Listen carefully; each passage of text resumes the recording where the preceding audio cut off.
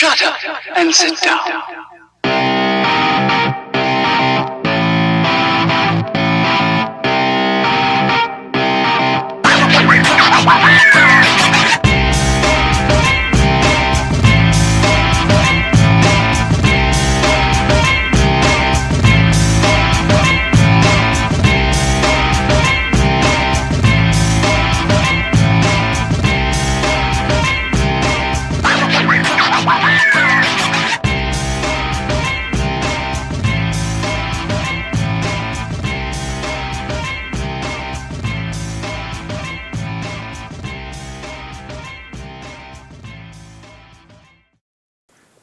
Greetings, everyone. Welcome to Epic Fail, episode 186.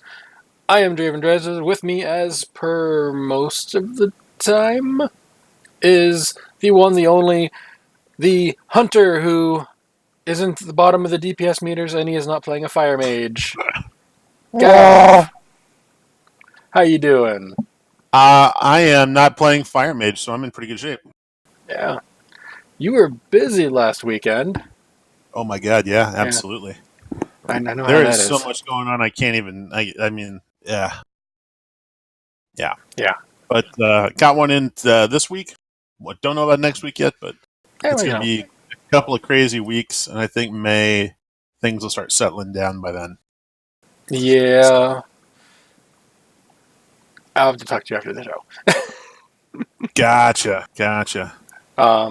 Yeah. So what have you been up to other than, crazy weeks and even crazier nights?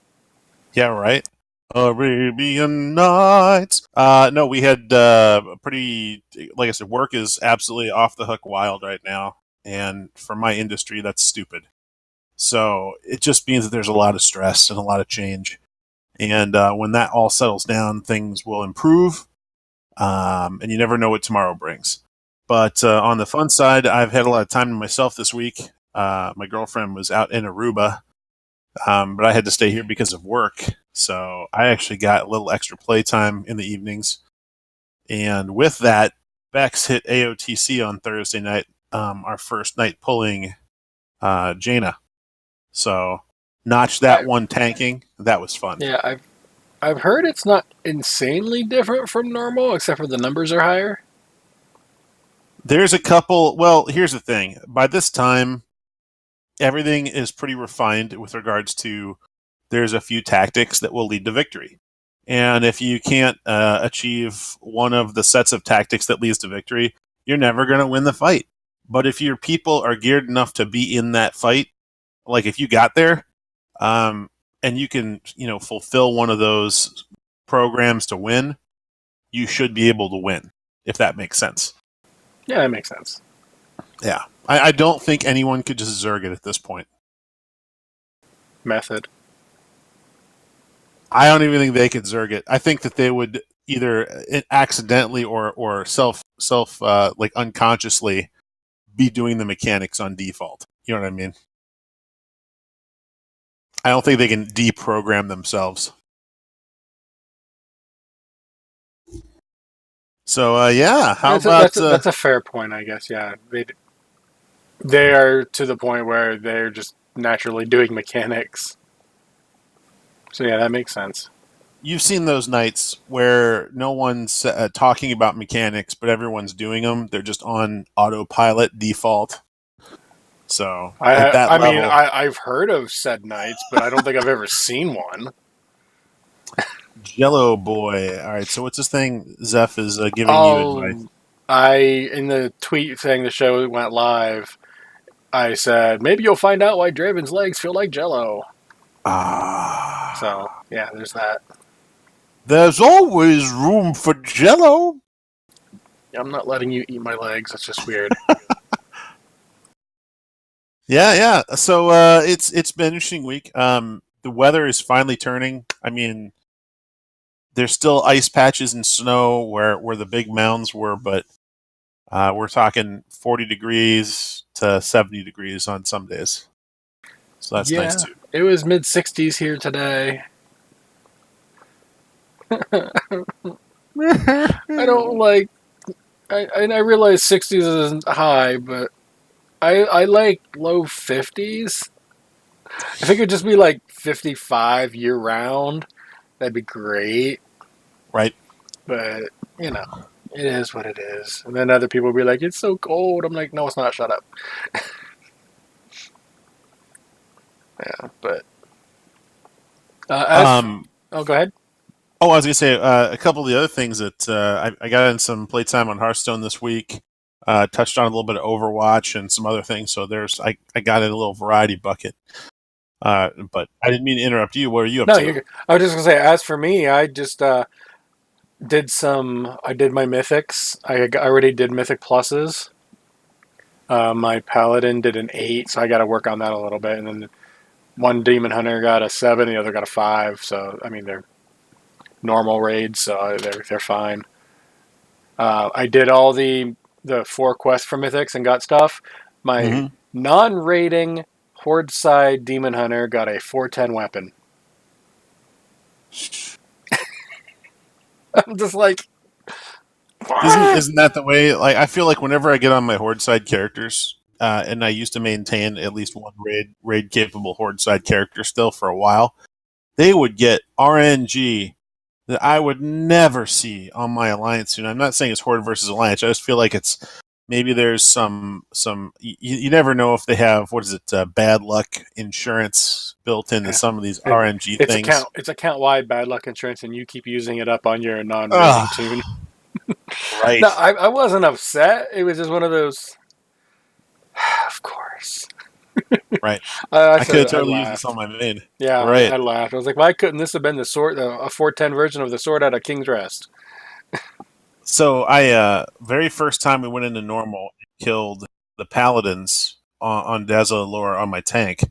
First drop I got in the entire raid Tuesday night was the 385 two-hand sword. Guess what I'm still using? The 385 two-hand sword. Yeah. I haven't landed, no matter what quests or dungeons or boxes I've opened, and I've got AOTC now. I still have the same damn weapon that I got when I walked in that joint.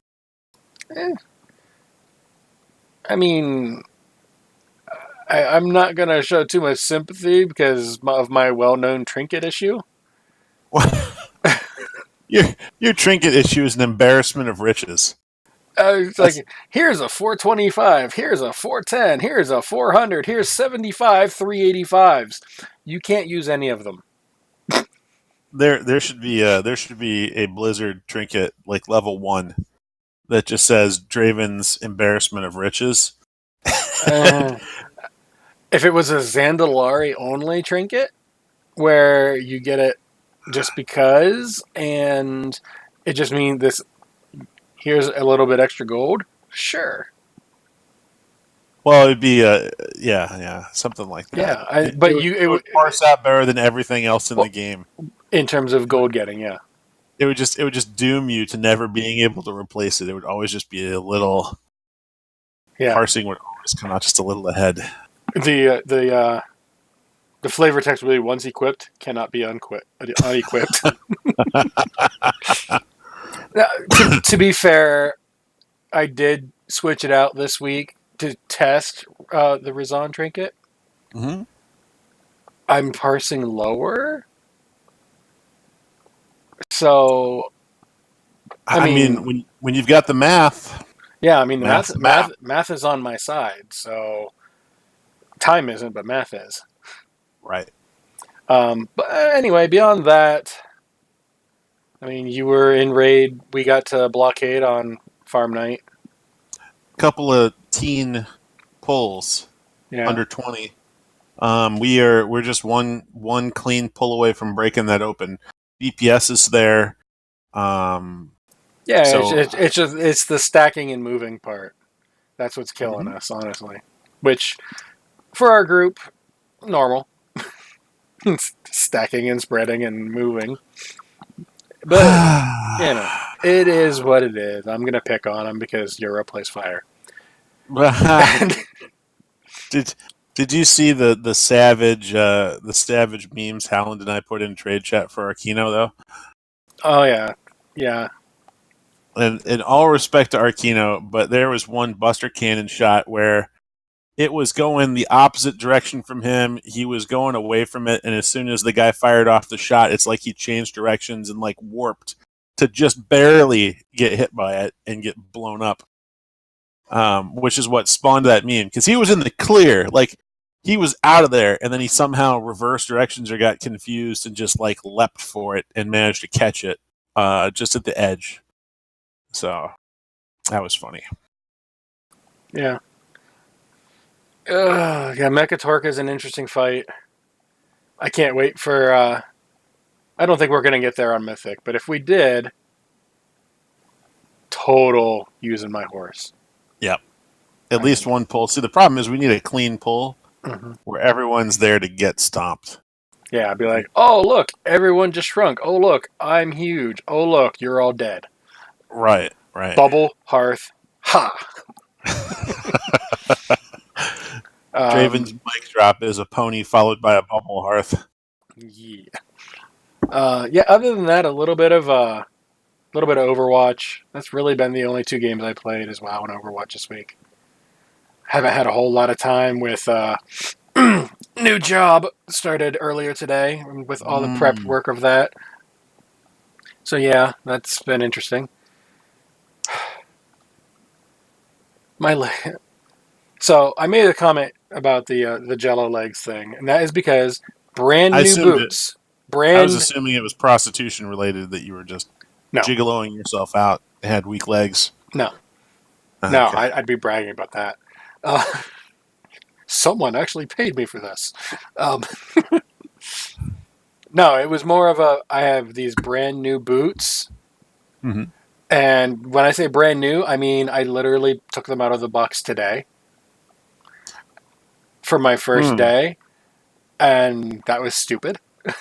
So they're not fitting my feet right, and they're like my ankles are digging in, and I did put the insoles in a little bit, so they're not nearly as, my legs aren't nearly as bad as they could have been, but it's just been, a couple of idiot things on my end. So I think you need to break those puppies in a little bit before you go all day in them. Yeah, probably. So I'll be probably they're off right now because I needed to have them off, but yep. I'll probably tomorrow, since I'll have tomorrow off, wear them a little bit just to stretch them out a bit. Just a little bit. Make sure you got the right socks on for that stuff too. Yeah, I mean, my normal socks. So there is news. There is news, yeah. We do talk about news here, right? On occasion, yeah, we do. And first up, I'm gonna go 3-1-2 on this. Okay. So first up, Jaina, the statue unveiled at BlizzCon, only took 4.5 months before pre-orders are now going for the Jaina statue. Which is yay! Which is a lot faster than the freaking Reaper statue pre-order. Let me tell you. Because I was getting ticked at that one. Have you done the looking at the Jaina statue, checked it out and all that stuff? This could be I might be most impressed with this statue. I think statue is amazing. Yeah. It doesn't look like Jaina. I think, it looks like the non-video game version. I guess they could have probably made the facial features a little better, but it's still pretty amazing. Yeah, I mean, I'm not taking anything away from the artistry. It looks amazing. It also doesn't look like Jaina. And then, me being me, I'm in a couple Discords where there's some actively pro-Horde people. They were going to give one of those people the Jaina statue because they thought it would be funny. And then someone else chimed in, what do you want them to decapitate it? It's like, why would you decapitate this wonderful, wonderful statue? And I linked a picture of a Dreadlord. An actual WoW Dreadlord statue. Like, they're out there. They're not from Blizzard, but it's a Dreadlord statue. I think this one was Tychondrius. and I linked it, and I got a few laughs out of that. I was like, this is the best Jaina statue out there. I got a couple laughs out of that one. That's pretty good. Yeah. That's pretty good. Um, Yeah, I mean, I think Reaper was probably one of my favorites before this. well, it's But the only one of those statues I own. Well, I knew about that, but I'm just like, I mean, partially it's been a money thing because they're so expensive. oh yeah, I mean, I would love to have some, like the Widowmaker one to go with Reaper just because it's a bad guy thing. sure. The Diva one I liked. I really don't care about Tracer or Mercy or any Genji or Hanzo or any of them. So I'm selective about what I get. Yep. And it's just one of those. They look great. They aren't for me though. No, I hear that. Yeah. And same with the WoW ones. Like I'd love to have the Illidan and the Sylvanas, but the Gen and Sourfang ones didn't appeal to me, but they're also admittedly much lower on the totem pole in terms of quality and price both. Yeah. Yeah, I mean, I think that with regards to, I had played EverQuest for a long time before I played World of Warcraft, and one of the only art pieces I have from EverQuest is a Erosli Mar figurine, who, she's like the mage, the female mage, the blonde-haired mage that's on the cover of all their artwork. So she's that game's Jaina. Well, Jaina is that, World of Warcraft's version of her. Same idea. She came before Jaina, but in terms of our audience. Exactly. And one of the things about that's interesting is that, I could see that this statue, if you wanted an Alliance character to hang your hat on as sort of an icon bridging from Warcraft, the RTS, Warcraft 2, Warcraft 3, all the way through World of Warcraft, Jaina is pretty much it. Like, this could be the statue that some people will get that they haven't before because. Yeah, so. I mean, they could do a Varian Rin statue, but it's only going to be a couple inches tall. God,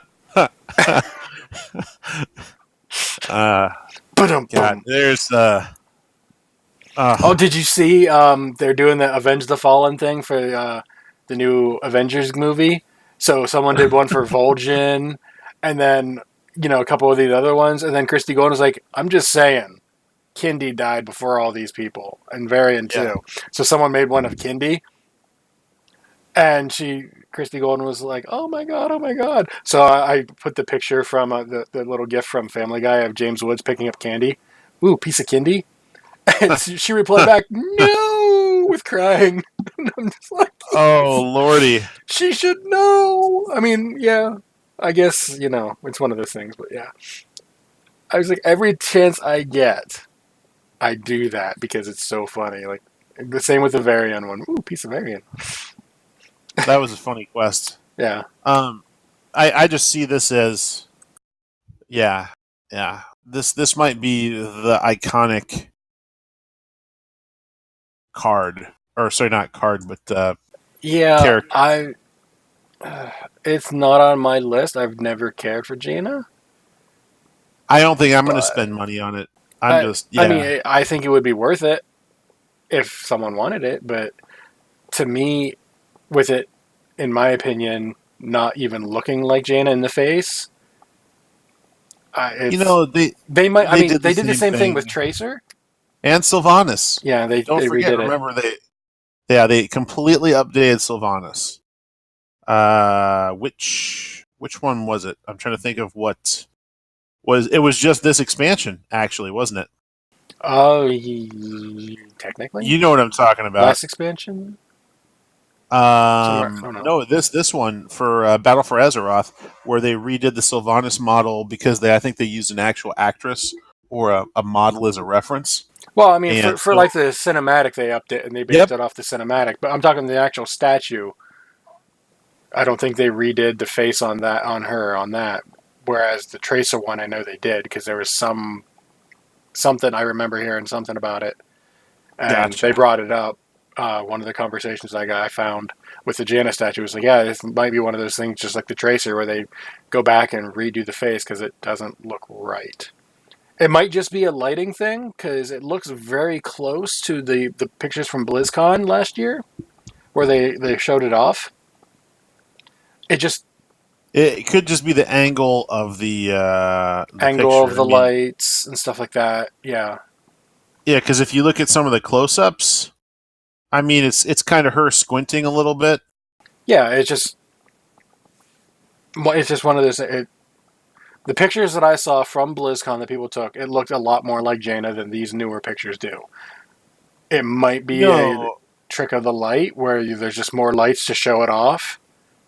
These are also, they say, handcrafted statues. It's possible that there's minor variations between each one. Nothing significant, but it could just be they're hand painted. Hand painted, okay. Yeah, I would imagine they're not necessarily industrial smush this material together, but something similar, right. And then they're hand painted.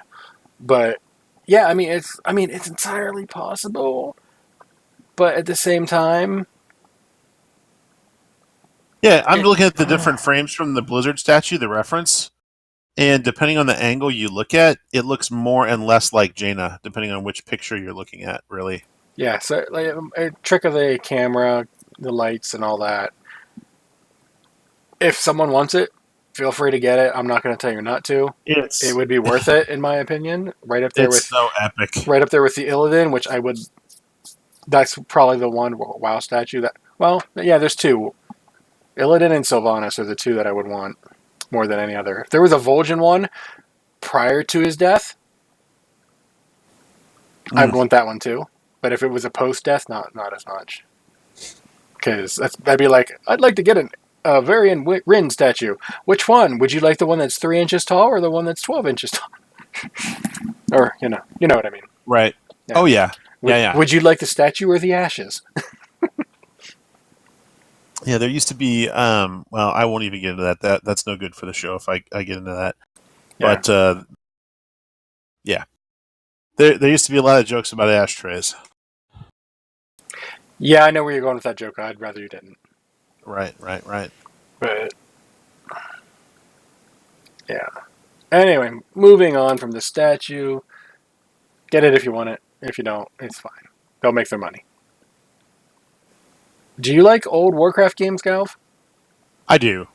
I don't mean like Burning Crusade Warcraft or Wrath of the Lich King Warcraft. I'm talking like the old games. I have owned every Warcraft game made, and I've played them all.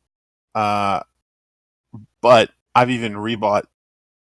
Before this, I have gone out and bought updated digital copies of World of Warcraft, Orcs vs. Humans, and World of Warcraft 2.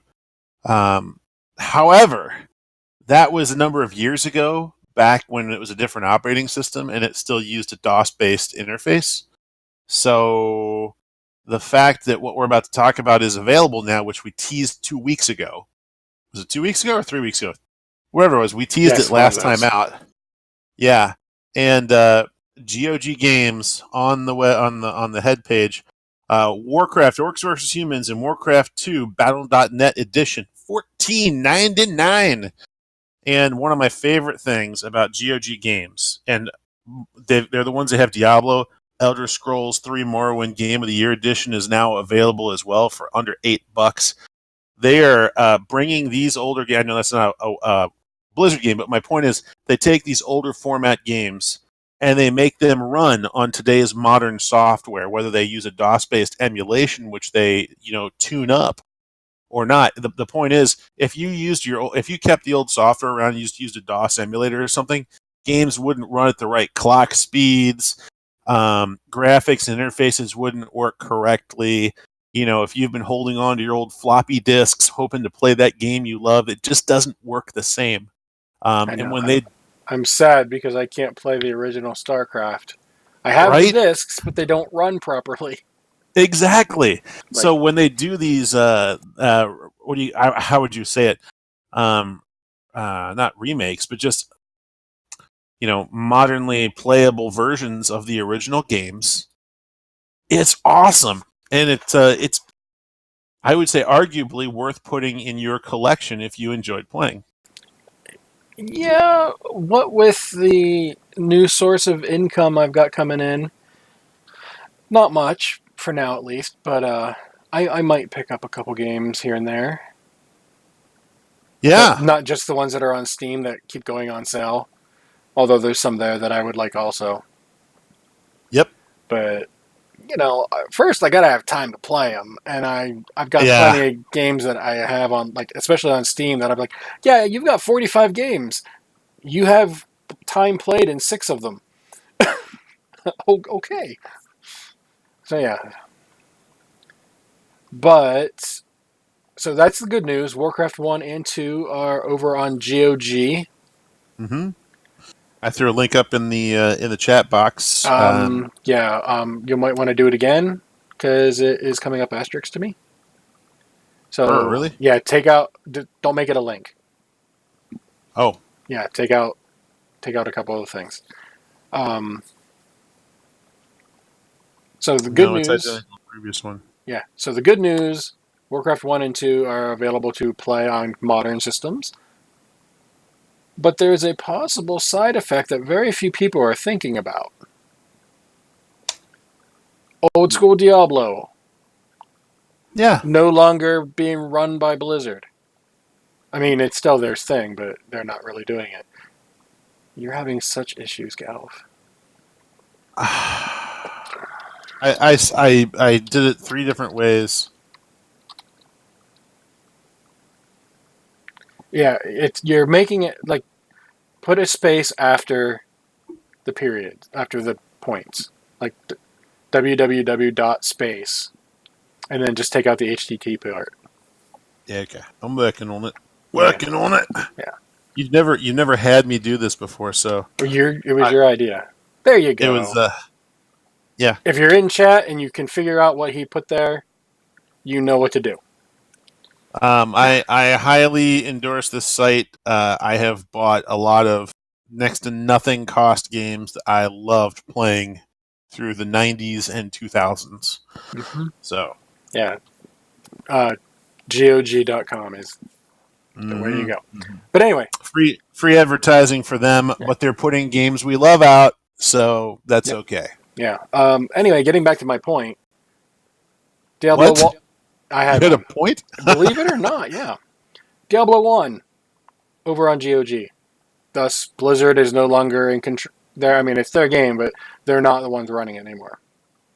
Warcraft 1 and 2, also now on GOG. Blizzard is no longer dealing with upkeep on it.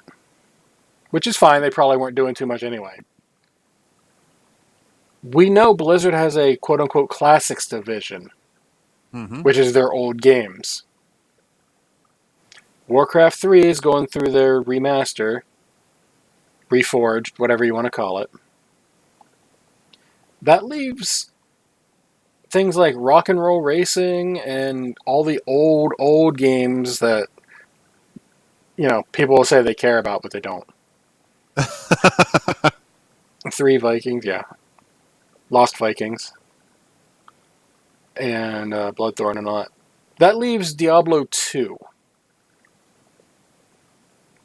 as the only credible, quote unquote credible, game left in their classics division. Lost Vikings? No one cares. They say they do, but they don't. So, like I said, Blizzard has a classics division that right now maybe partially working on Classic WoW, maybe working on Warcraft 3 Reforged. Once that one in particular is done, though, that leaves Diablo 2. So if we don't get a remaster, reforge, or something of Diablo 2, I think we're going to lose that division of Blizzard. Because there's no reason outside of, a few games now. Yeah, for a second there was like a 10-second pause in there where I lost you. But I'm sorry. No, it's okay. I know what you were saying, but the sound cut out. So I don't know if that was just my connection or not. But yeah, it's a Call of Duty Reforged pass. Although I did like the old 1940 or the World War II era Call of Duty game was my favorite that I played. Oh man. Yeah, so I don't think people are thinking about, like, yay, these games are on GOG, but Blizzard is slowly losing titles of their classic division. It's one less thing they have to deal with. I mean, they might be... let's face it, they'll probably move these people to more current projects, so it's not like people are likely going to lose their jobs if that division goes away. Probably. I don't know. Yeah, it's not like it was a record year and like 800 people got fired. Yeah. Well, that was company wide. Only what 200. It was like 200, 223, I think, was Blizzard itself. Right. But yeah, to your point, though, I mean, it's one of those things where you wonder to yourself, is this?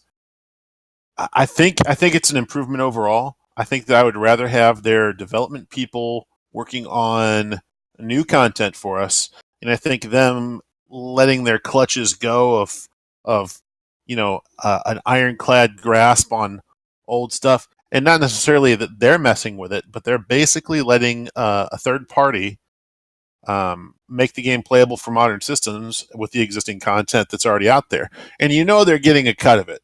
It's not much, but it's something. So we don't know the details. They could be getting 80%. Who knows? Well, yeah. I guess my point is that they're not doing it for free. GOG Games isn't putting out new editions of old Blizzard games or playable editions of old Blizzard games without Blizzard getting something for it. We just don't know what that something is. Chat room Alisaunder in particular pointed out that the Classics team could just work on updating the graphics on the older parts of the game, make it look more up to date. Yeah, that's also possible. I mean, that goes right into my get moved to newer projects. Like if they're working on like the Warcraft people, they could be like, okay, we're going to move you over here to the WoW stuff. Now, we know you're not a graphic designer per se, because we don't know what the people over there are doing in the Classics. Right. It could just be, yep, it's still there kind of stuff too. So I think that Alisaunder's point is extremely well taken, and I know even tonight I've mentioned it, but my passionate game that I used to play was EverQuest, and even though they kept putting out new content with new graphics, literally you would go to the starting zones and it would look like 1998 was still alive and kicking. Just I think that Blizzard evolved in the World of Warcraft. Like they update models and they update some of that stuff a little better. But yes, if they continued to make, if you logged in and you're going through Elwyn Forest and you're saying to yourself, this game is impressive to me running through Elwyn Forest today as it was when I ran Elwyn Forest the first time, 10 years ago, that would keep it fresh and relevant. And I think that's important. Yeah. I know Zeph and I were talking about that both during last week's show and then after the show, where we were, and more in particular, talking about the level squish, the possible coming up at some point and all that, and what they'd have to do. And I basically said, yeah, in order for that to work, they'd pretty much have to do Cataclysm again. Not necessarily exactly Cataclysm, like Deathwing doesn't come out and that's what happens, but they'd have to redo. That was so good. Yeah, that part, great. Expansion, But what I mean when I say that is they would have to do a world-changing event in order to do a level squish. Yep. And, I mean, that would take... If they have no Classics division, that's more people they'd have to work on such things. So I don't think we're there yet. But we might... Maybe in an expansion or two? I think it's a good idea. I know that we're nostalgic, but I felt like one of the things that I remember most fondly about the game was the entire Cataclysm. I was sad to say goodbye to the old zones as we knew them, but at the same time, you'd be running through town and Deathwing would be perched on the frickin' front door of Stormwind. You know what I mean? Like, you'd have to dodge gouts of fire in places that are generally considered safe, and things are getting busted. And I mean, there was an achievement for standing in his fire, which was not bugged way back then. So you actually had to stand in his fire and not just fight him in Dragon Soul. Right. I think you know what I'm getting at, though. Like, that was a memorable, like... I think the closest we're going to get to that is going to be next expansion, when it's, in all likelihood, with the way everything's pointed, if it's not next expansion, it is 100% the one after that. It's the Old God expansion. There's no Old Gods here. Whether it is one or all of them. And then... I'll take all my Old Gods. Yeah, I'd like my Old Gods over easy, please. That's about right. Yeah.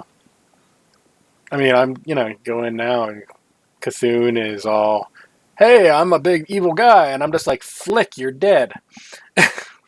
It doesn't seem right. Nope. There are some bosses, as much as I love being able to farm things, I think should scale to whatever your level is, so you can't ever solo them. And an Old God is one of them. And I say that even though I do not own Mimron's head. And Yogg is one of those people who drops Mimron, is the one who drops Mimron's head. So my problem is that you won't ever be able to beat them because you won't find groups that will go do the old content in that quantity. However, actually, there are Discords and websites specifically for mount farming, achievement farming, that kind of thing. You would be able to. I think that if the only reason I would agree to that is if they would drop loot that was commensurate with the difficulty to defeat them. So if they were dropping scaling loot along with. Yeah, I would say, I wouldn't say current tier, but maybe like no Warforged, no Titan Forge whatsoever. Let's say Cthulhu could drop 375 and Yogg could drop 385. Something like that. Yeah. And maybe the trinkets or the items had a desirable effect that people were willing to, get blown up over. You know what I'm saying? Cthulhu has a trinket that pops tentacles. Yogg has a trinket that pops tentacles. Imagine if that was current. I could have use both at the same time. Both at the same time. Then, look, I gotta go kill a scaled up version of Deathwing because I need the tentacle sword so that I can have 3 items that pop tentacles. Gurthok, voice of the deep, baby. Yeah. And one of my favorites. I need my Jade Tentacle pet that I got in Pandaria that I named Hen Tai. Hentie. Man. Yeah. No good, Draven. No good. I went there. And then I could have that pet out at the same time. So I'm going to have 2 trinkets and a weapon and a pet of tentacles. So I'll be my own walking adult anime. Do we have other news we can talk about after that? I hope so. We skip on to something else. I hope so. Let's move ahead. All right, let's see. Move ahead. Okay, so there's that. I know that there was Diablo news because I put it back in. However, I didn't add a topic. News for Diablo. So I know that there's some stuff for the next season coming up. I remember seeing more torment levels being added. Season 16 is now live. Yeah. I'm talking for the next one. Is that... Okay. I saw something about the next one. There was like something about Nightmare where stuff was going to drop higher levels of loot or something. There's something coming in Diablo.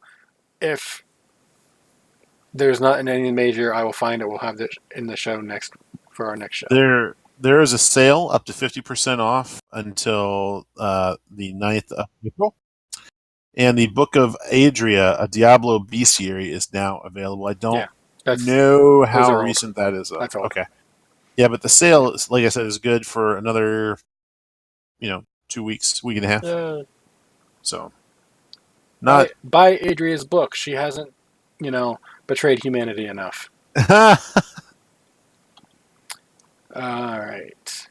So we actually have Heroes news this week. ain't that a thing? It's so weird. We basically kind of stopped covering them back in December when they said, yeah, we're gutting the team.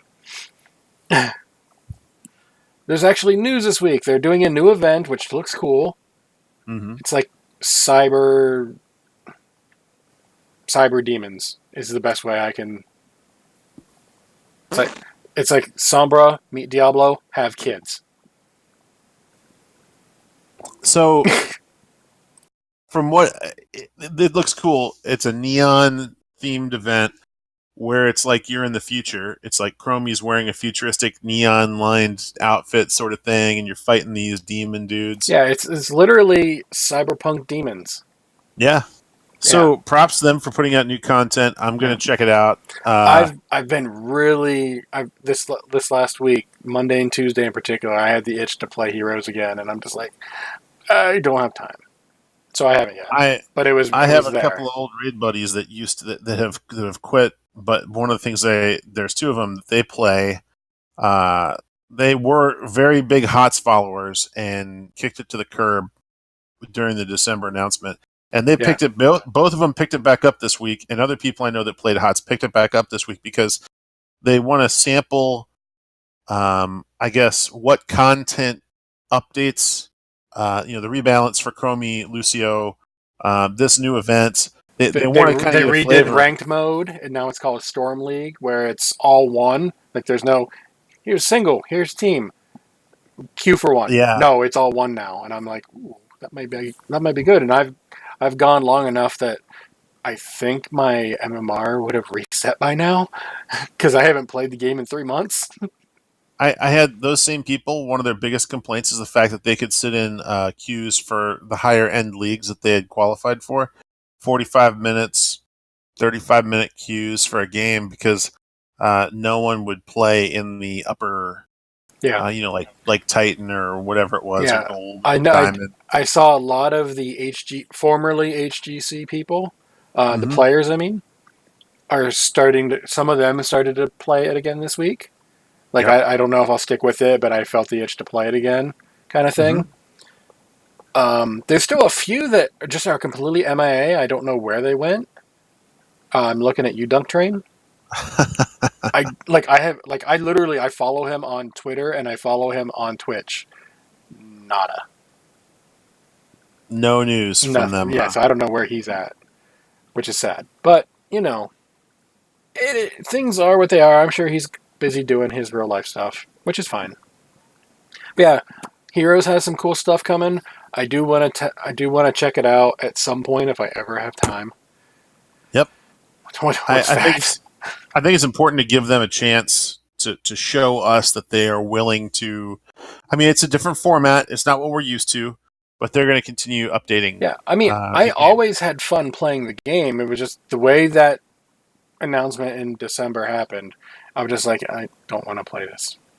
So I stopped. Which is not the way to do things. So I could say I took a break. I'll rephrase it to that. And eventually I will play it again when I have time. It's a fun game. I was just playing a demo match, a training match before the show, just to kind of check a couple of things out. It's still fun. I mean, it's still fun. Outside of reworks, I'm one of those people who, with Overwatch, aiming is still an issue. But, with other games, I can set a game down and I will remember how to play it later. Yes. So I'm going to be good there. I'll still play like an AI game to get warmed up, and then I'll do some stuff to, more warmed up, and then eventually I'll go into ranked for the first time in, I don't know, almost a year. Mm-hmm. Just because, time. All right. So here's the section where I sit back and let Galv talk for approximately, I don't know, until I decide to tell him to shut up. It's a Hearthstone stuff. There's actually news, I presume. Yeah. I sent you all sorts of crazy stuff on Hearthstone. You sent me a few things. I will give you that. So okay. Feel free to give a semi-concise overview. I'll do what I can. So, Hearthstone's new expansion, Rise of the Shadows, was announced, and they have been releasing a number of cards. The theme of this expansion are the great villains of the game, which is a combination of, Hearthstone embellished villains from World of Warcraft and World of Warcraft, jumbled up in a story. Lich where Queen they, Jaina? Yeah, that kind of stuff. Is Where she? they're No, I'm asking, is she in it? She's a card. Yeah, she's from the Frozen Throne expansion, Yeah. which is getting retired. Okay. What I'm asking is, you said this expansion is all the great villains. Are any of the Lich King expansion villains? I haven't seen one yet. No. Okay. But it doesn't mean they're not. They're still revealing cards on an ongoing basis. But what that card was it was one of the all classes had a Death Knight card, where it would transform. I was still playing on and off for this. Yeah, you know what I'm talking about. You transformed your hero into a Death Knight hero. Yeah, I was literally just asking. Yeah. Do we know? Because I haven't looked at the card reveals. I know that I haven't seen it yet. Yeah. No. But their goal is to take out Dalaran, the magical city of Dalaran. That's the theme of the expansion. But there's all sorts approve of this goal. Right. It's interesting. Heroes of the Storm has things in common with Hearthstone in that they embellish on non-canonical storylines from themes from the actual canon, and some of them are tied to canon, like some of the things with Gurabashi and the Zandalari expansion matched up with Battle for Azeroth stuff that was being released at the same time, characters that appeared, things like that, Bwansamdi and all those. So, but they keep revealing a number of cards. There's one Warlock card. I'm just going to read through a couple of these. There's graphics out there you can find. Plot twist: shuffle your hand into your deck, draw that many cards. Kind of like a mid-game redraw for 2 mana. Hunter card, 9 lives. Discover a friendly death rattle minion that died this game. Also trigger its death rattle, which means that discover, it brings up to 3 cards that then have already died that had a death rattle on them. And you can choose one of the 3, and it triggers its death rattle as you play it. Rogue card, Vendetta.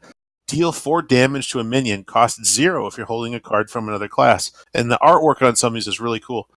New Druid card, Fluffy Squirrel Whisperer. It's a druid, a 2/1 druid that has a death rattle of add 2 1/1 squirrels to your hand.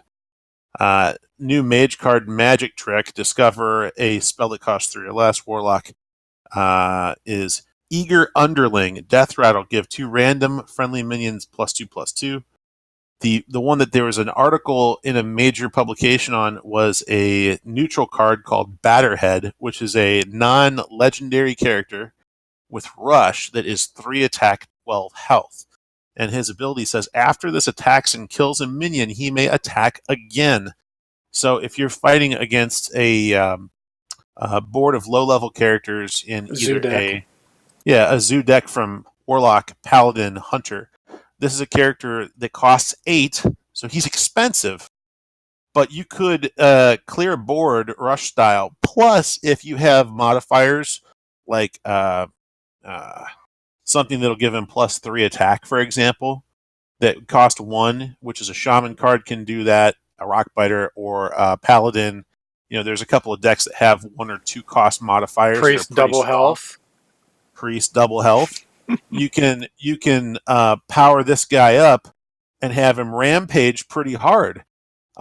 If you have a card that summons, if you can summon him out of the deck for less than 8, if you have a setup combo that gets him on the table for less than 8, you could modify him with even more cards.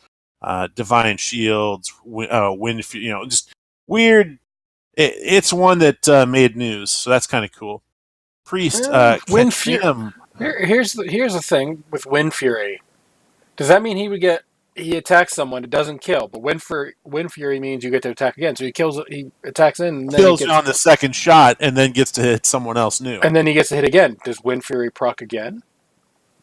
I don't know. I think you'd only get one Wind Fury shot, but consider that that's part of a mechanic that could be seen there, is he could get, if there's a minion that's a taunt, like a Tar Elemental or something that's got 4 health, and your guy's got 3 attack, he can get a second hit in there and still continue to clear the board. Yeah, So, that would be my question: is how does Wind Fury react to that? Because he's getting an extra attack out of it, so you would think Wind Fury would proc again, but it might just be a once per turn thing. And if you consider if it's a shaman deck playing it, what about a full heal? The thing's got 12 health. So you chew through most of a Hunter Zoo or something like that, where these things have they might have 5 or 6 attack, and you can play a 1 or 2 Ancestral Renewal or whatever and bring this guy back with taunt or whatever. There's a whole bunch of ways you could plug that into a number of decks, and he could be vicious. Yeah, it just depends on the interactions. Exactly. It's a good combo. Priest card, legendary, Katrina Muerte. Looks like the chick from the Day of the Dead festival. At the end of your turn, summon a friendly minion that died this game. 8 cost, 6/8 attack and health. Really strong utility card, can help sustain one of those Priest Resurrect decks that are pretty famous with the Onyx statue. I don't know if you remember playing against Onyx statue decks, but they're from not too much. They're 4 attack, 8 health, haunt with life steal, and their ability is when they die, they kill an opposing minion. So, they were a high penalty one, and then what Priests would do is they'd have a Resurrect deck that kept bringing these things back over and over again. You could only have 2 in your deck, and you could get 5 or 6 of them on the table. So this is yet another way to bring one back. Yeah. Hunter card, Marked Shot. Deal 4 damage to a minion, discover a spell. Pretty strong utility card for the Spell Hunter style decks, which are Hunter decks that literally have no minions, only spells that generate minions or direct attacks to go with bows and things like that. So, lots of developments for the first Hearthstone expansion of the season coming out. So, Rise of Shadows released on April 9th. There are 2 very dollar-efficient bundles that you can buy, and if you use the trick of buying with Amazon Coin or a couple of other discount options, like you use the Amazon app to buy your, you run Hearthstone through the Amazon app, and you, like, some people go to the trouble of buying $300 or $200 or $100 worth of Amazon coins for a 40% discount or something like that. You can get Hearthstone packs for pennies on the dollar during, specials like this. So, stuff like that. Just check before you do this kind of thing, because I have a feeling Blizzard's going to try to do what they can to fix that. If it's pennies on the dollar. It's been going for years. Blizzard still gets paid full price. The discount comes through Amazon. So right. Okay, then Blizzard don't care. Never mind then. Have at it. Exactly. Amazon might try to fix it. Well, but Amazon, you know what I mean? Like they're getting the bulk discounts on some of these large purchases. Yeah, no, I get it. It's just one of those. If it's pennies on the dollar, someone's not happy. So imagine your normal Hearthstone packs. It's $2 a pack, right? $1.99 for a pack of Hearthstone cards. Sure. Well, if you can get it for 80 cents or 70 cents, in a combination of getting an efficient bundle plus using the Amazon coin route and things like that, I mean, it makes a game that's otherwise fairly expensive to keep updated with moderately priced. Yeah. It's still going to be too much for me, but... Exactly. Keep in mind, I'm also like 5 expansions behind at this point. So you could get started. Remember, at the beginning of a season, probably around April or March of a year is a good time to get started, because they'll release the first expansion of the season and they'll retire, to the classic, the old ones. So there are points to get in entry wise, and if you look for discounts ahead of time and sort of stockpile resources, gold from if you play a lot of the quests daily and pile up gold, you can end up getting back in the game pretty easily. Yeah. So more or less. Anyway, yeah, so it's a little longer, but there was a lot of stuff. Yeah, that's fine. So you got 10 days, and then the new expansion pops out. Right. So that'll be fun. God, one of these days, man, I am actually going to take time off and stream pack openings or something like that, but I doubt it's going to happen this year. That would be fun. I would love to do that. It's fun to see people do the pack openings on day one. So. Can be. All right. So we're going to move on to Overwatch. We got a couple of things. First off, after we went off the air, I think it was the next day. Maybe it was the Monday. Maybe it was on Monday. I'd have to look. Vancouver Titans decided to say, yeah, we don't want to lose this season. So they didn't.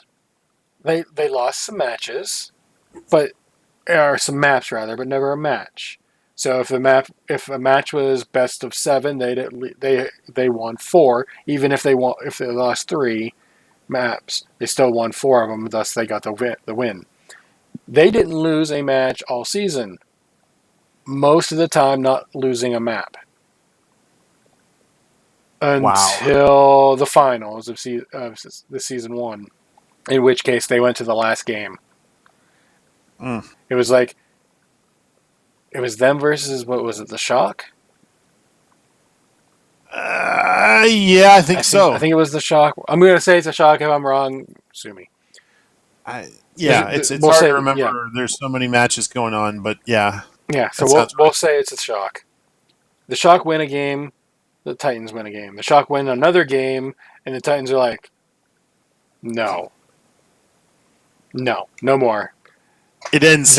They set a record for Rialto by over a minute difference of the fastest time prior to it. It took them 3.5 minutes to complete the Rialto map. Crazy. Now, absolutely crazy. I can understand this kind of thing happening in quick play. Like where I play, because you might get a whole team of, okay, these guys are really good, against my team of they're standing there shooting the wall because they don't understand how to turn. I can understand that happening. In a pro game, 3.5 minutes is nuts. Yeah, that's a never happens thing. Yeah, so I don't know. I think the absolute fastest you can complete it is 3 minutes. Where you literally are on point the entire time and it just never stops moving. I think it's about a 3-minute map.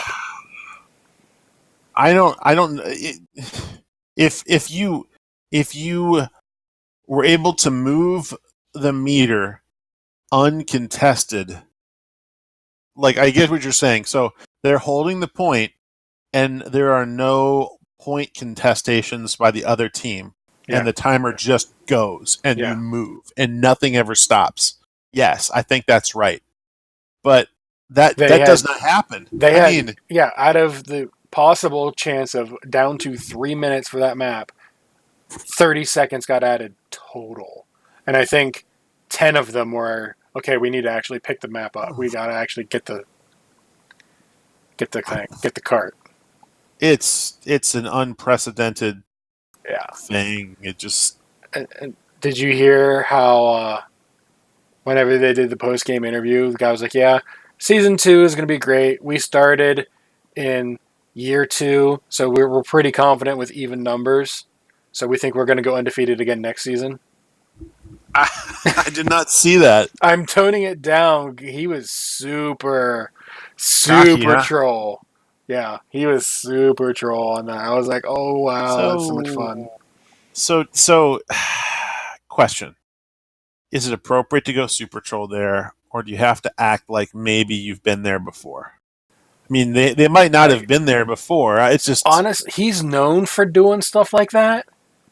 So, I didn't find it in bad taste overall. Like, I guess I'm a little more classic...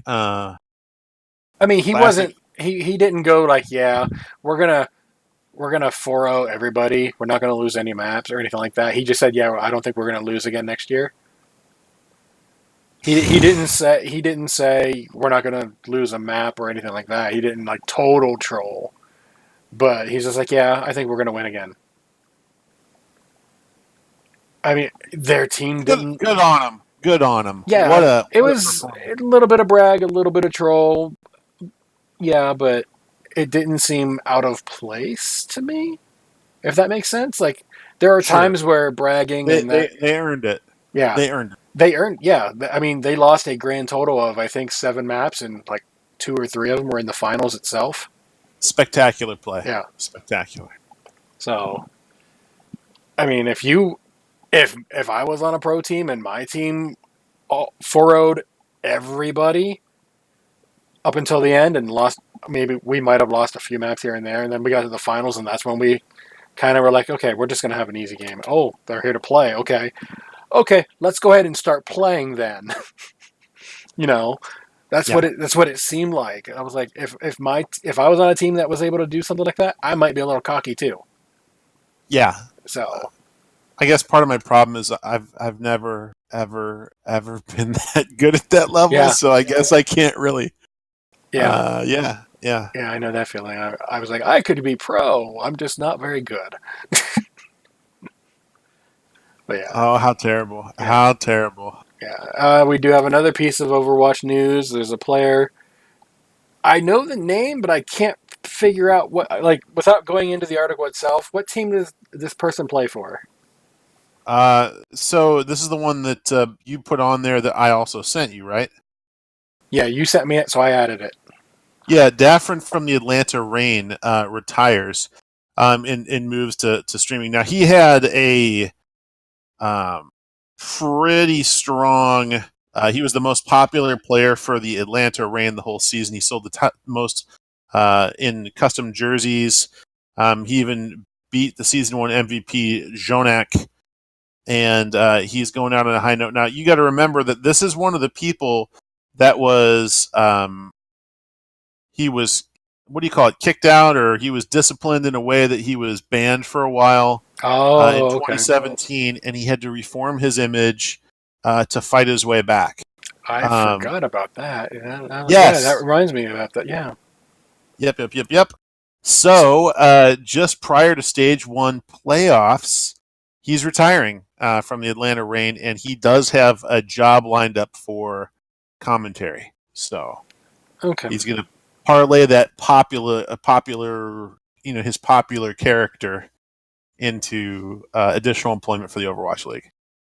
Yeah, I saw this article and I read it real quick because you sent it to me earlier today, and I've been busy today because I missed it. Sure.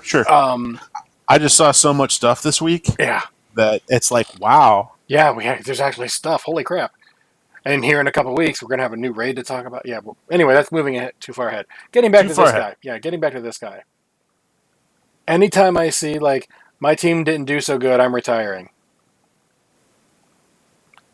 I just, like, really? Really? It takes a while for a team to get, like, you guys haven't been playing together. It's, you gotta get some cohesion here. And it reminds me of a couple of the other older ones. Seagull in particular, where his team kind of bit the big one, so he stopped and went back to streaming. He had a valid reason for doing this. He was making a ton more from streaming than he was from the Overwatch League. Yes. But it just rubs you the wrong way, doesn't it? It looks like sour grapes. It's like, my team sucks, I'm done. And then he came back. And then he retired again. I'm just like, pick one. Mm-hmm. And then there's another one whose name I won't mention because I think he's freaking toxic, but he's from Canada and Fist loves him. I don't understand it. I know what you're talking about. Yeah. He's done, but he keeps getting invited to like the BlizzCon one where it's like the international Olympic ones. So like, yeah, if he's there, it's more of the Special Olympics, but that's another story. Oh, come on. I don't like I would say don't denigrate the Special Olympics that way. I was like, barring the Special Olympics comment that I just made, which probably was in really bad taste, so I apologize for that. I I mean, do it wasn't not that like bad. I this just guy. think I like the Special Olympics more than I like him. Yeah, I've met a few people from the Special Olympics. I like them a whole heck of a lot more than I like this guy. Yeah. Like, I might hate him more than I like them. Like, I just cannot stand him. Right up there with another WoW streamer who all he does is complain. I won't say his name either. Does it rhyme? Never mind. It starts with an A. Yeah. Yeah, that I'll give that I, much. yeah. I won't. Yeah, I don't even say his I name. know. Yeah, but anyway, it's So, one of those things that is just these kind of stories. Just like it rubs me the wrong way after just one season, And then I was like, oh yeah. Then you brought up the discipline in the past thing, and I was like, oh, he has been around for a while. Okay. yeah, he's not a flash in the pan. He was trying to make it on the pro circuit. And bad. Did you say bad testy? You were trying to put taste? I can't tell. That's funny. I think that this was notable only because there is a career option for players that can, it's kind of like football. Yeah. You play well, you have a personality. There could be a career for you after your gaming. It sounds like it was on good terms at least, because if he's got a commentary job lined up, or a possible commentary, it seems like it was on decent terms at the bare minimum. So I'll be nice and I won't go with my usual, dude, your team sucked. That doesn't mean you stop. That kind of thing. Things take time. All right. So now we're on to the main topic, which is the Warcraft stuff. First and foremost, there was I don't want to call it a bug or a glitch because there's been one in every expansion. Okay.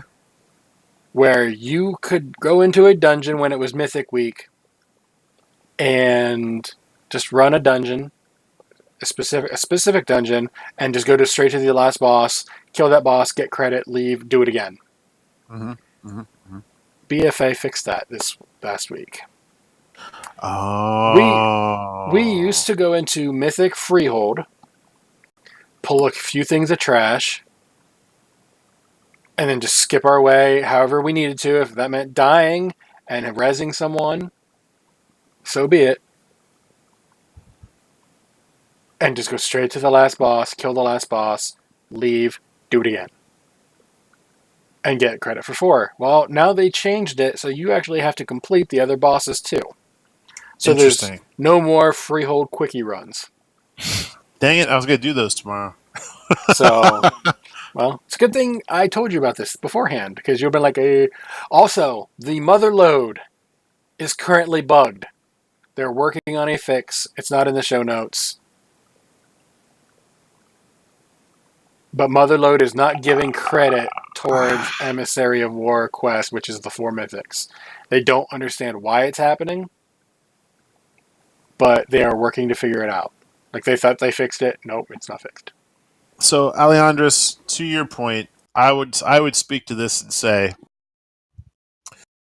if mythics, running just 4 mythics of any flavor variety, whether it's the same one because it's quick, it used to be Mauve Souls, or whatever it was. I mean, just because there's a reward that's relevant to some people, I think that it's a way to time sink into doing the same thing over and over again in the fastest amount of time. I actually agree with this change.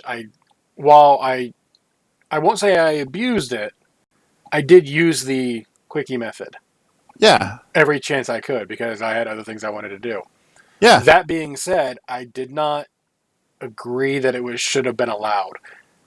We should have to kill all the bosses to kill the last boss. I'm not saying it should be allowed. That's not it. I'm saying that having a relevant reward that's based on doing repetitive, I would say, rerunning repetitive content that you've already done for something. Now, players that are coming up, they might get legitimate loot from that mythic anyway. On top of that, there's a big chest reward for doing 4. But I would rather see them do something content-wise that's sort of like a theme of the week thing, like a dungeon with a twist, than just just bang out 4 mythics of whatever. If you do 4 this week, you'll get this good prize. I mean, I think you know what I'm saying. I like the prize because it's heroic. The prize is great. That's the reason they bothered to do it. But how excited were you to run the content? I mean, this week I was a little more excited because I knew about the fix. So I was like, I'm actually going to see other ones. And then as for my paladin, actually for all 3 of my main my max level characters, at least one of them was a Mythic Plus. My paladin, I happen to run only Mythic Plus. Okay. So, I at least got other things done while doing this quest instead of I'm just going to run this one dungeon over and over, which is what I would have done. And then I'm like, well, I got to run Mythic Plus now. It's Monday night. What can I find? Oh, crap. Let's try this King's Rest +7. Oh, the group can't get to the first boss? Oh, well, I guess we're done. 3 weeks in a row that happened to me because I waited. I guess what I'm trying to say about that, though, is I'd rather have it be sort of like an arcade of the week style mythic. I would say if we're going to do something like that, instead of just run 4 mythics, hey, all these mythics have an extra boss in them, like the world quest. Okay. Complete 4 in mythic, complete 4 the dungeon bosses, the special ones, and kill the last boss, because most of them you can't skip to kill the last boss. And maybe there's a lootable item, or maybe there's a lore thing where it's a treasure map, like 4 pieces of a treasure map, and then you get, or whatever. Something like that, I think. Yeah, I mean, there's any number of things I could think of off the top of my head. Yeah, so I think Mythic with a twist, that's kind of what I would rather do than just... Because they're like, oh, hey, here's a good prize, but you have to grind 4 things to get it this week. Actually... I thought of a better idea, and I think this will be amazing. You go in, whether it's in a group or a pug, it doesn't matter. You go in, you do the first dungeon as normal. You kill all the bosses. The last boss gives you an item. We'll just call it a Mythic Keystone to make it easier. But it's not a Mythic Keystone. It's going to be something else where you have to go to another dungeon and do something weird. Everyone will get their own. So let's say I went to Freehold. We killed the last boss. I got an item that says, hey, you have to kill this thing in Tol Dagar and kill the last boss. Or maybe you get like a special fishing lure where if you use it on this puddle in Motherlode or something, the thing comes out of the... Yeah, but no, what I think this would even help people that are trying to pug, because if it, like Tol Dagar as my example, there would be one option for the bonus objective. So everyone who has that would have that. So even if I was on stage 1 and someone else was on stage 3, it wouldn't matter. I could still pug. We could still pug because it's that same objective. But when we get to the last boss and we get the new objective, it's something else, and we may or may not get the same one. So we could still pug, and then. I agree. I think that to take advantage of the shorter dungeons, whether it was Maw or Freehold or whatever it was, to get the grind done as fast as possible, so you can go to content that you'd rather do, or focus on a quest that you'd rather do. I agree that it felt a little cheaper to do skips like that, or to do that, but it was when I did it, it was more of a I don't have a crap ton of time this week, right? So I'm gonna rush it and get it done. It wasn't that I liked doing it because I hated doing it because I wanted to kill the other bosses because they needed to die. It didn't give me any joy to do it. I was just doing it to get it done in the most time efficient way possible. Yeah. So that I could get to the part that was relevant to my gameplay experience, which was opening the loot box at the end. Yeah, because all of those dungeons, I was not going to use a single one of those anythings except the reward loot from the quest. So nothing was going to come out of any of those bosses that would have been any use to me at all. I still, to this day, will possibly use one of our reroll tokens in a Mythic Plus if it's high enough. On King's Rest, right? King's Rest in particular. And then depending on what's in the dungeon, if it's a high enough key, then maybe. But King's Rest, I can scoot it down by like 3 levels, and it'll still be relevant. Just in the hope of that sword. Because if I can get a 400, 410 version of that sword, I'm set for the next raid and most of the next tier. Yeah. Unless. Level 20 Mythic question mark? No, you max out at level 10 for gear. So I'd only have to do a 10 to get a 410 item. And that's as high as they go for... I mean, certain things can Warforge beyond that, up to 25, but weapons and Azerite armor are a little weird. Anyway, there's that. So yeah, Freehold, no more quick run, and Motherlode is currently, by the time this goes out publicly, it might be fixed, but just assume that it might be bugged, so there you go. For the weekly. Gotcha. So, I just mentioned Titan Forging. Mm-hmm. And we know we have a new raid coming out in approximately 2 weeks. 2.5 weeks. Wait. 3.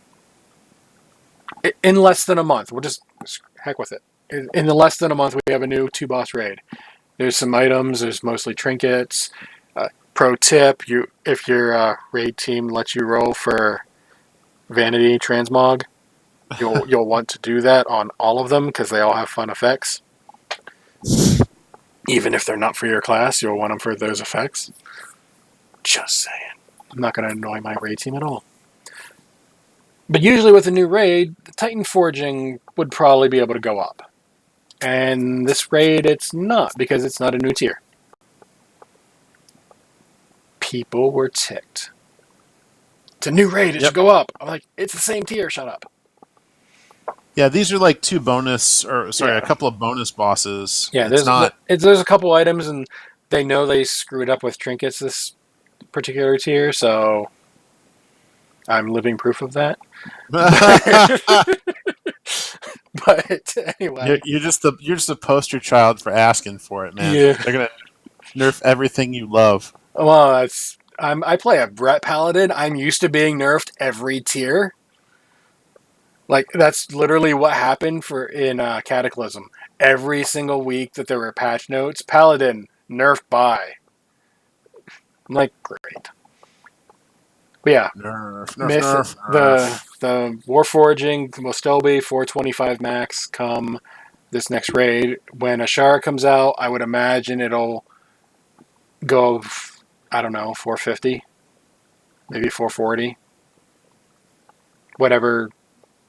It'll be what it is. I just found it was funny that people were upset that it wasn't changing. Oh, yeah.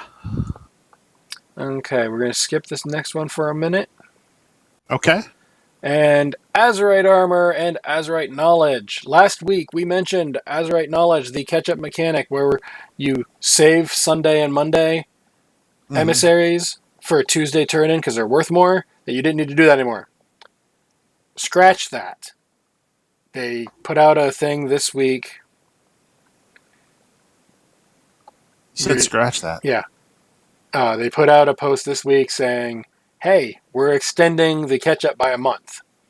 So, Sunday Emissary and Monday Emissary, unless there's something specific where you're hoping to get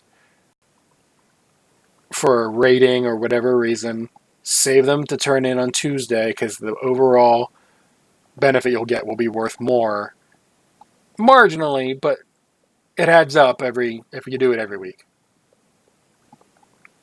So that's back in effect for another month, basically until the raid comes out. Okay. Azerite Armor. Did you check out the link I gave you, Galv? Because I know I No, sent you these notes yesterday in the hopes that you would check out a no, couple of links. yes, no, yes, yes. Absolutely. I'm there. Okay. So they're going to change Azerite armor. From what they said, the armor itself is going to come fully unlocked in 8.2, which means you don't Essentially need negating all of the, yeah. yeah, you won't need X level of your necklace in order to unlock X level of your chest or shoulders or whatever.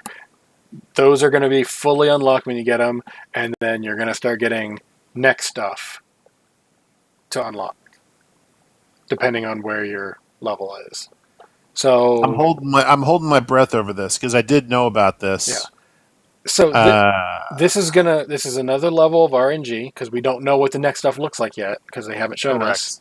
Well, as soon as the PTR for 8.2 goes up, we'll know a little bit more. But I'm kind of in favor of this. Obviously, I mean, I'm really far in favor of this because I get to have fully upgraded new pieces of gear. And then on top of that, I'm getting extra traits, we don't know what they are, out of my neck. Yes. I think this is yet another catch-up mechanic piece, too. I don't know if I'd call it catch-up mechanic. I think it's more of a people... Well, you get a fresh 120, right? Yeah. You're getting all worked up, fresh 120, and you get your Azerite gear and everything. It's a catch-up mechanic, but I don't think that's what it is. Like it'll work as a catch-up mechanic, but I don't think it is a catch-up mechanic. I think it's more of a, oh god, people hate Azerite gear. How do we fix this? That's how long it takes. Okay. Like it's been a constant thing. It just takes a while for this fix to happen. So I think what is happening is 8.2 was really the first time that we could get a real fix to what the issue everyone's had with the Azerite gear is. So all the new stuff is going onto the neck. We don't know what it is yet, so we'll see. One of those things. So yeah, I knew this was coming. They've talked about, or they were sort of, leading up to this. I want to wait and see, because what if the next stuff is just a kerfuffle, red herring? Okay. I mean, plus 2, versatility. I mean, okay, that's more stats that we didn't have before.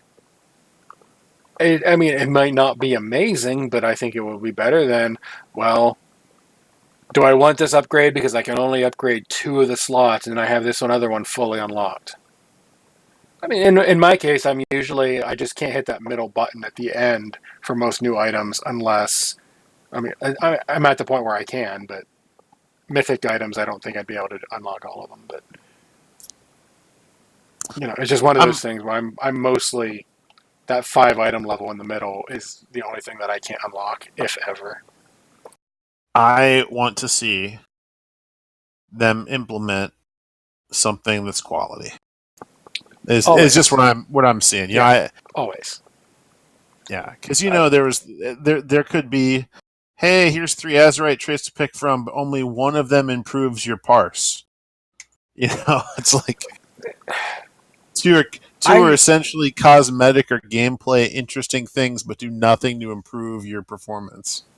See, I have an issue with looking at it just as a parse. Just because there are times where I know I, in particular, will, hey, I have to use this cooldown on somebody else, which screws up my parse, just so they don't die. Like, I'll randomly bop somebody that needs it, or I'll pre-bop Euro because he pulled aggro off the tanks at the beginning of the fight. I've done that many times, by the way. And he's like, I always notice it when you're there because I never pull aggro at the beginning of fights. I'm like, yeah, I know. You're pre-bopped. Yeah, you're pre-bopped. You don't generate aggro. But either way, I think switching the new stuff into the neck I don't see a downside to it because we're getting our gear fully unlocked. So whatever stats and traits it has, they're just there. And then whatever we get for the necklace is just bonus. But looking at it just as a parse, as opposed to this one might be a survivability trait and this one might be a parse trait, 99% of people are going to take the parse one because that's all that matters to most people. Correct. I might take the survivability one depending on the raids and the team. It happens. I've done it before. Like a specific example was my talents back in Kata were not optimal, but they couldn't be because the tanks couldn't hold aggro from me as it was. Gotcha. Yeah, I remember playing a DPS back in Cataclysm. Kata was when they first got the 400, or was that wasn't the 400? No, that was the other thing. What was the one with Outland for the first time? Burning TBC? Crusade? Yeah. Yeah, Burning Crusade, where you had to have, what was it, the Pocket Watch, the Hypnotist's Pocket Watch, and other stuff like that would literally drop or reset your aggro, and you had to use those. I play a Paladin, we call that Bubble. Well, yeah, you have a bubble now, but once upon a time when tank aggro management was a nightmare. Well, you had to wait. Yeah, you had to literally wait. And people don't do that, like Euro. And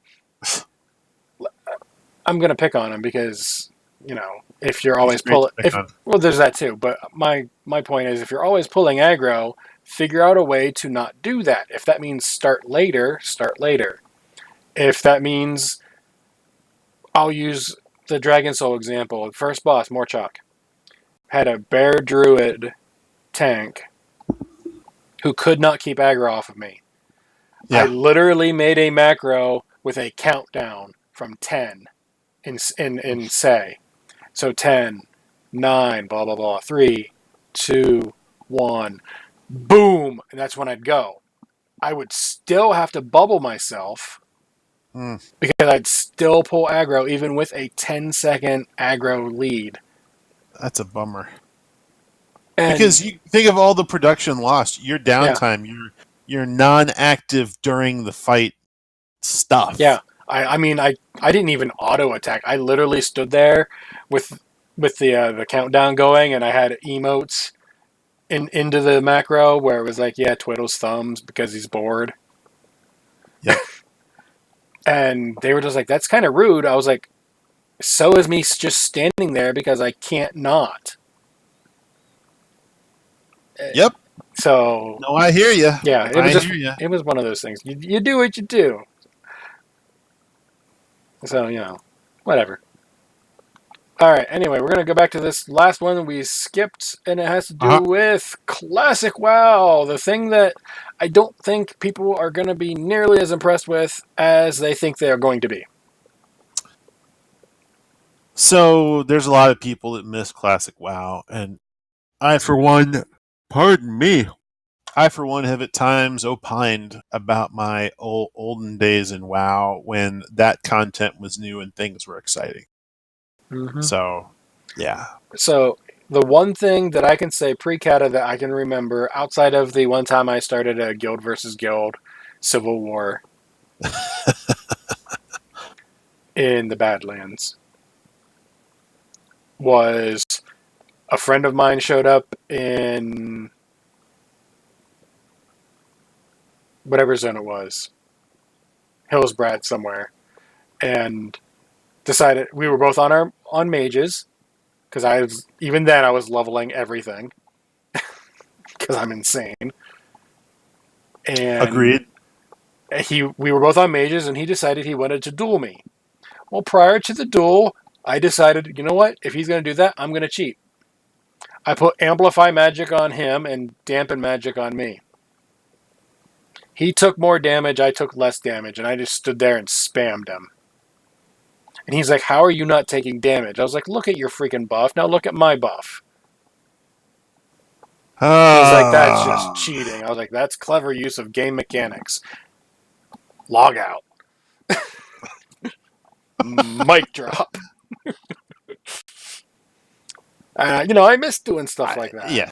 Yes. So I mean, yeah, there's parts where I didn't play Classic. I started in Burning Crusade either just before or just after Sunwell. I do not really remember all too well, but it was in that time frame. So near I the still end. remember farming black dragon scales I did that. to make the resist armor to fight Onyxia. I did not do that. I farmed black dragon scales for my warlock. For the freaking horse. Because I was that crazy person. My first two mounts were the paladin class mount, which was hard and expensive, and the warlock class mount, which was hard and expensive. So I remember both of those, but I didn't play either of those classes at the time, so it was kind of like my paladin leveled his ret when this is the exact rotation. Seal number 1, judgment. Seal number 2, auto attack because you are rinse and repeat every mob, drink every 3.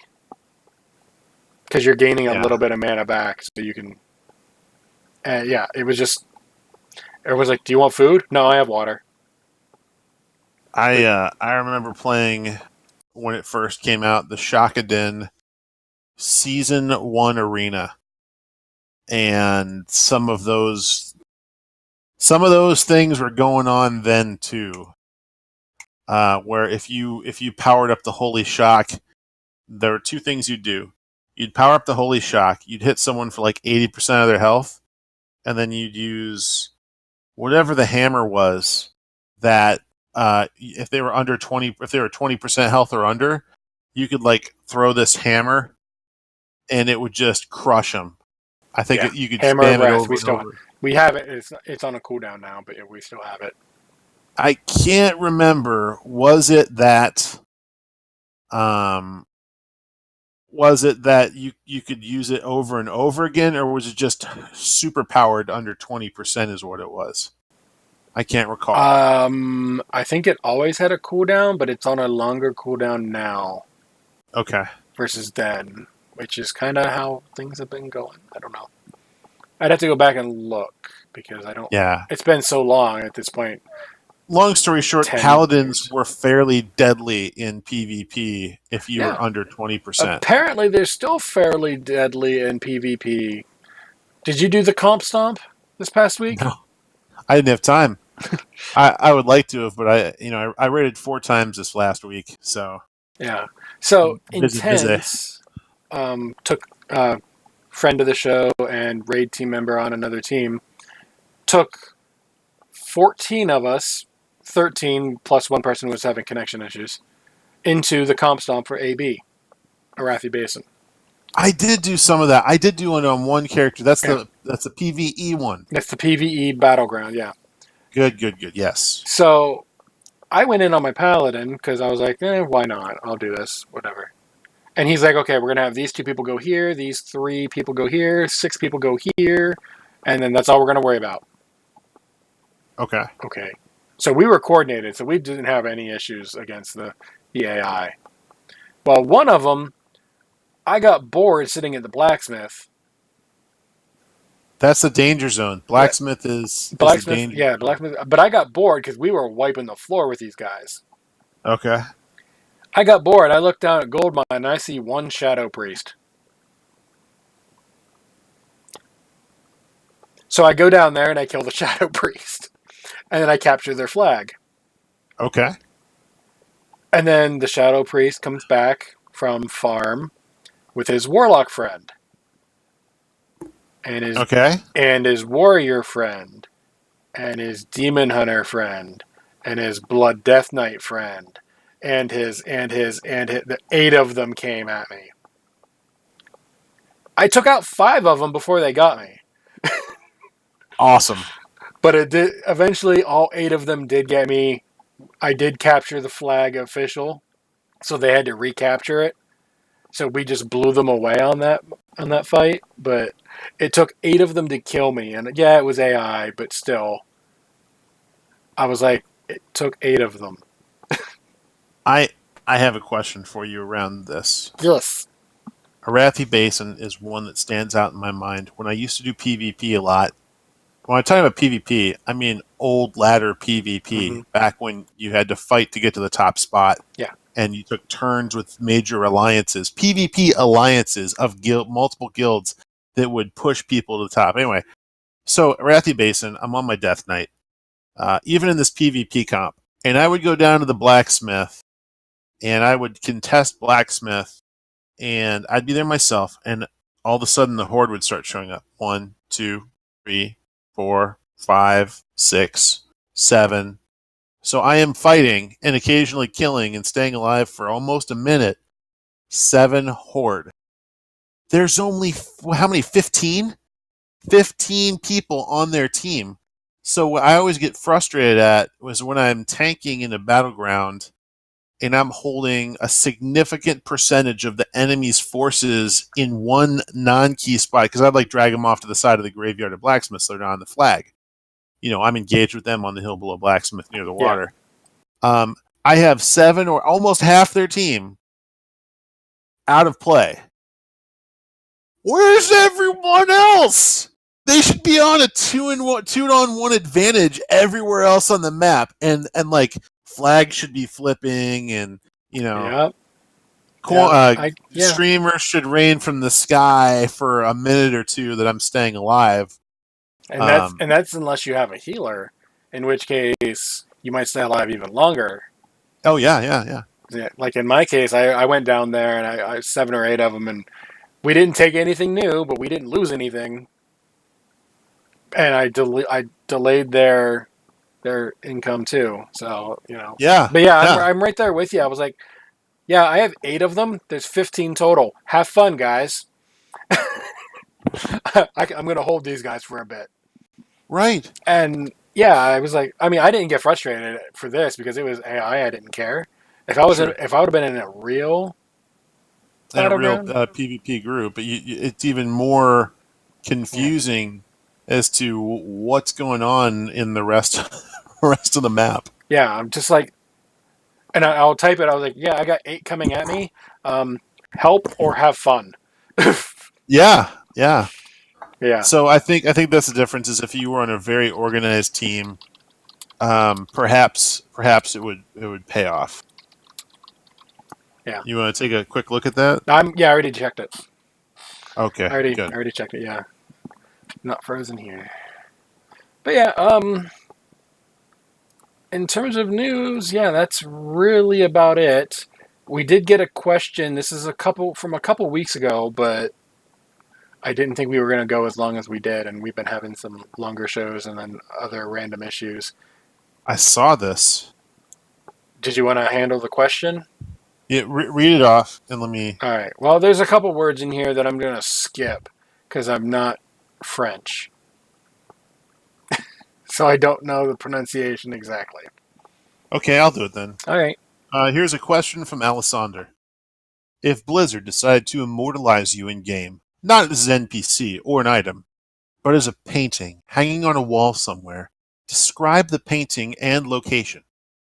I think, this is her comment, I think I'd like to be a tattered old wanted poster in Stormwind, portraying my blood elf hunter and pets for the crimes lese majesté, corrupting the youth, and poor use of punctuation.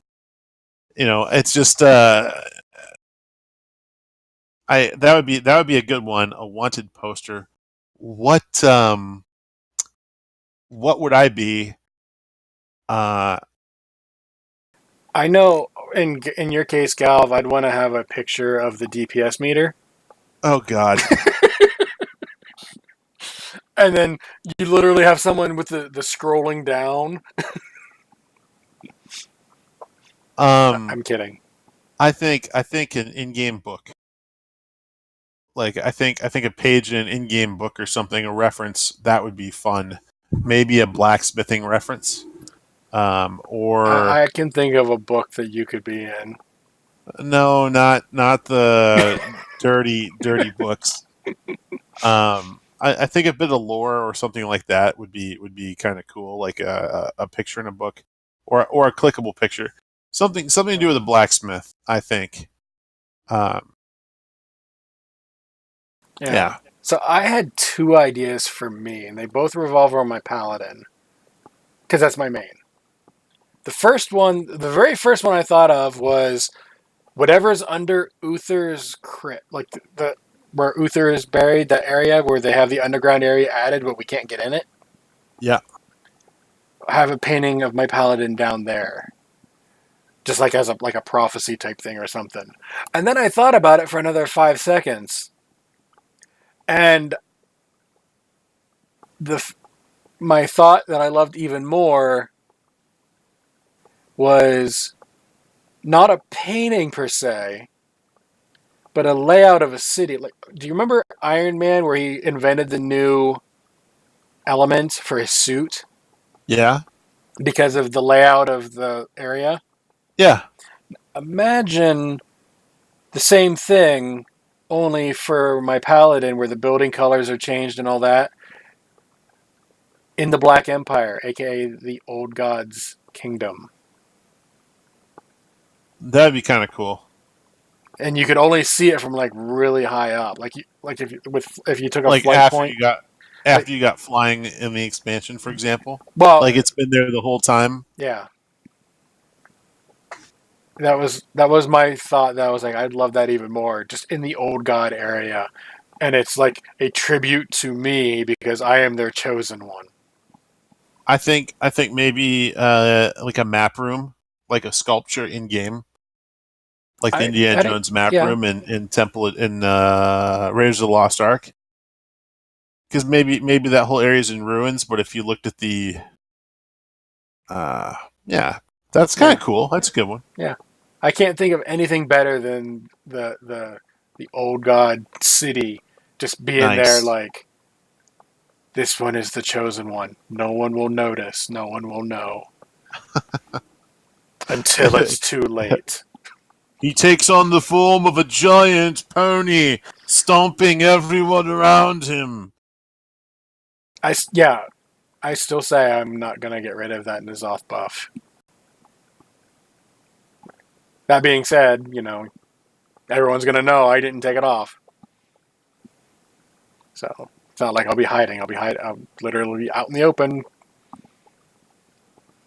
But, Very good. Yep. Yeah, so if anyone has any nice soul additions to that, I did see that one in chat. I'm just going to shake my head at you. If you have any answers that you would like to have us possibly, depending on what they are, we try to keep it PG-13-ish. We might read a couple of your answers on the show next week, depending on time and all that. So, Galv, I have a question for you. Yeah. Do you have anything else, or do you think we should go ahead and close this up? Because this was a long one. Yeah, we gotta. Time's a burning, buddy. We started a little early, and we're still running late. We knew it was gonna run. There was some real life stuff here that I couldn't start as early as I would have liked for you, because I think I know why you wanted to run early. I'm not in trouble yet. Oh, I wasn't even thinking of that. I was thinking like a game thing. Oh, the Mythic run? Yeah. I haven't made one yet. I made one. I'd like to, but I got gloves. There you go. Getting gloves is good. All right. Well, then, if you've got nothing, do you have any shout-outs? How do people get a hold of you, etc., and so forth? So, I still do pretty regularly, 4 times a week, streaming. Monday, Tuesday, Wednesday, Thursday. Galvanid on Twitch. So just Twitch TV/Galvanid. And then if you're following on the Twitter box, it's Galvanid Online. So that's how you can get a hold of me. As far as shout-outs go, shout out to my Vex Raid team, AOTC, and Hydro Fire Department's not far behind. I think a couple in particular, Euro and Arcano, we tease you, especially this week, but we appreciate you anyway.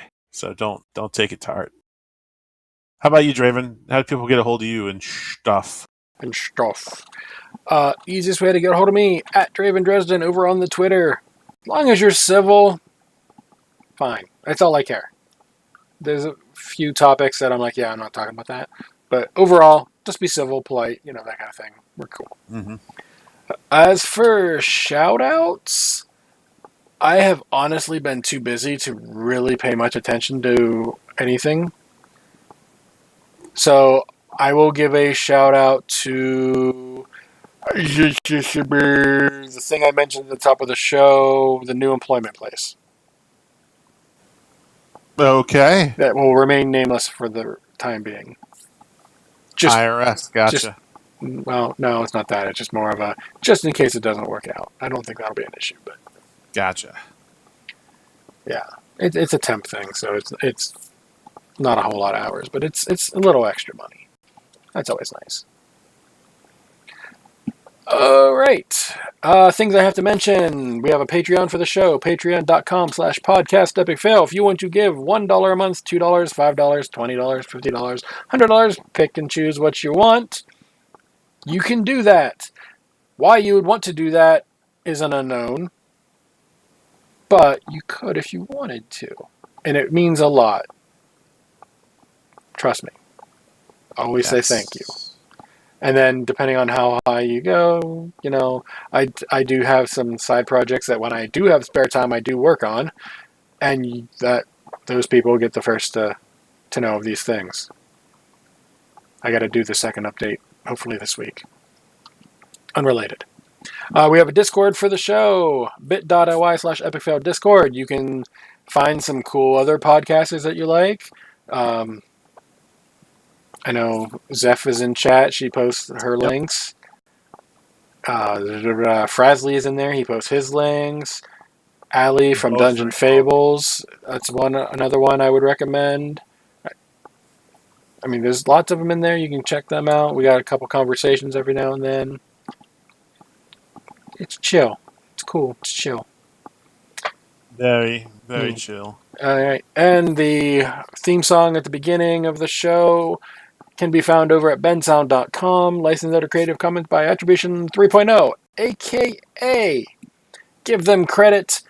You can use it for free. Everyone happy. Everyone win. So, Galv. Yes. I have one final question for you. Are you ready? That was not the question. Now you're on to two questions. So I have one more question.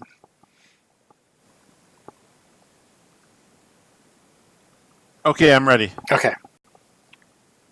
If a train leaves Boston heading southwest at 65 miles an hour and that pace is steady, and they leave at 4 p.m., and at the exact same moment, another train leaves Tokyo heading north at 35 kilometers per hour. Do you have any last words for the show? Enjoy spring.